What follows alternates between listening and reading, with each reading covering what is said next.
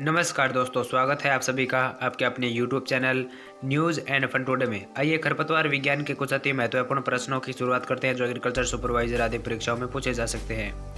आज का पहला प्रश्न है, सामा घास खरपतवार किस में उगता है? खरीफ की फसलों में, रबी की फसलों में, जायद में या उपर्युक्त सभी? इसका राइट आंसर है दोस्तों वो हो जाएगा जो सामा घास है वो एक खरपतवार है और यह खरीफ की फसलों में उगने वाला खरपतवार है।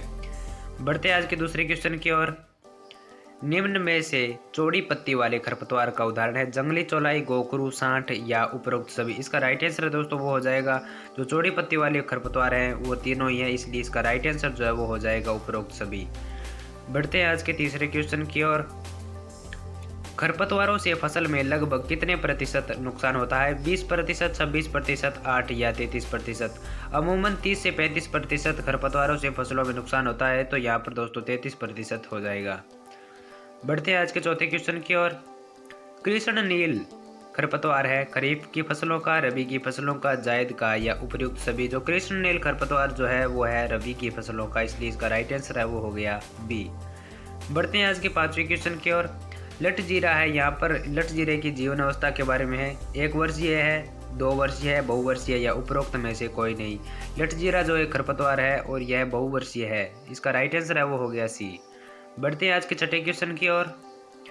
जौ के खेत में सरसों का उगना किस प्रकार का खरपतवार है? निरपेक्ष खरपतवार, सापेक्ष खरपतवार, अवांछित खरपतवार या उपरोक्त सभी? जौ के खेत में दोस्तों अगर सरसों उग जाए तो उसे हम सापेक्ष खरपतवार कहेंगे। बढ़ते हैं आज के सातवें क्वेश्चन की ओर। एक किस्म में दूसरी किस्म के पौधे का उगना किस प्रकार की खरपतवार है? निरपेक्ष खरपतवार, सापेक्ष खरपतवार, अवांछित खरपतवार या उपरोक्त सभी?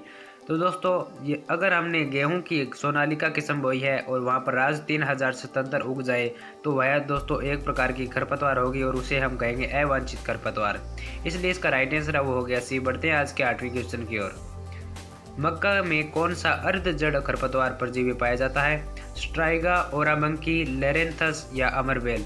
मक्का में जो अर्ध परजीवी जो खरपतवार पाया जाता है वो पाया जाता है स्ट्राइगा, जबकि ओराबंकी जो है वो तंबाकू और सोलेनेसी कुल की फसलों में पाया जाता है। ये दोस्तों लेरेंथस खरपतवार जो है वो चाय की फसलों में पाया जाता है और जो अमरबेल है वो रिजके में प्रमुखता से पाया जाता है और यह पूर्णतः तना परजीवी है। बढ़ते हैं आज के 9वें क्वेश्चन की ओर। सीमेजिन का उपयोग करते हैं बुआई से पहले, अंकुरण से पहले, अंकुरण के बाद या खड़ी फसल में? तो दोस्तों सीमेजिन का जो प्रयोग है वो हम बुआई के बाद और अंकुरण से पहले करते हैं, इसलिए इसका राइट आंसर है वो हो गया बी।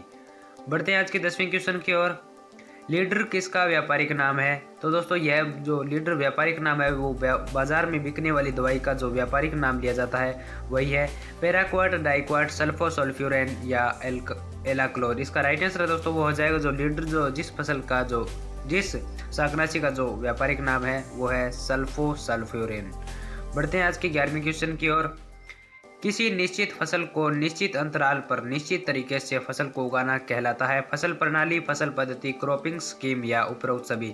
इसका राइट आंसर है दोस्तों वो हो जाएगा निश्चित फसल को निश्चित अंतराल में एक निश्चित तरीके से फसल को उगाना फसल प्रणाली कहलाता है, इसलिए इसका राइट आंसर है वो हो गया ए। बढ़ते हैं आज के 12वें क्वेश्चन की ओर।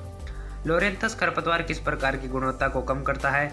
यानी गन्ने की फसल की गुणवत्ता को कम करता है, चाय की, सरसों की या कपास की? ये मैंने आपको दोस्तों पहले ही बता दिया है कि लोरेंथस खरपतवार जो है वो चाय की फसल की जो गुणवत्ता है वो कम करता है। बढ़ते हैं आज के 13वें क्वेश्चन की ओर। किसी खेत में एक ही प्रकार की फसल लगी हो उसे कहते हैं मोनोकल्चर, सोलो क्रॉपिंग, मोनोक्रॉपिंग या मल्टी क्रॉपिंग? एक खेत में दोस्तों एक ही प्रकार की जो एक बार में जो फसल लगी हो उसे कहते हैं सोलो क्रॉपिंग, इसलिए इसका राइट आंसर हो गया बी। बढ़ते हैं आज के 14वें क्वेश्चन की ओर। साल दर साल एक ही फसल को उगाना क्या कहलाता है? दोस्तों एक ही खेत में एक ही साल मतलब साल दर साल एक ही फसल को उगाते हैं तो उसे क्या कहते हैं? मोनोकल्चर, सोलो क्रॉपिंग, मोनोक्रॉपिंग या मल्टी क्रॉपिंग?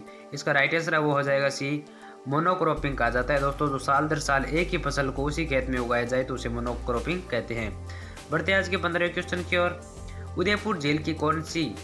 उदयपुर झील की समस्या कौन सी मुख्य खरपतवार है? टाइफा, जलकुंभी, हाइड्रिला या उपरोक्त सभी? इसका राइट आंसर है वो हो जाएगा जो उदयपुर झील की जो मुख्य खरपतवार समस्या है वो है जलकुंभी। बढ़ते हैं आज के 16वें क्वेश्चन की ओर। रिज्का का परजीवी खरपतवार कौन सा है? ओरोबंकी, अमरबेल, स्ट्राइगा या उपरोक्त सभी? रिज्का की जो फसल है दोस्तों उसका जो प्रमुख परजीवी खरपतवार है वो है अमरबेल, इसलिए इसका राइट आंसर हो गया बी। बढ़ते हैं आज के 17वें क्वेश्चन की ओर। गेहूं का खतरनाक खरपतवार कौन सा है? गेहूंसा, हिरनखुरी, प्याजी या उपरोक्त सभी? गेहूं का जो खतरनाक जो खरपतवार है दोस्तों वह है हिरनखुरी, इसलिए इसका राइट आंसर है वो हो गया बी।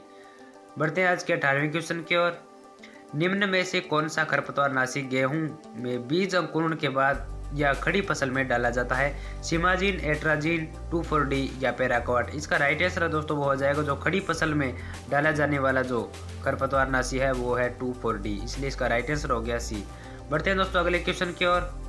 बाजरा के खेत में मुख्यतः कौन सा खरपतवार नाशी काम में लेते हैं? सिमाजीन, पैराक्वाट, एट्राजीन या 2,4-D? इसका राइट आंसर है दोस्तों वो हो जाएगा बाजरा के खेत में जो खरपतवार नाशी प्रयोग में लिया जाता है वो लिया जाता है एट्राजीन, इसलिए इसका राइट आंसर हो गया सी।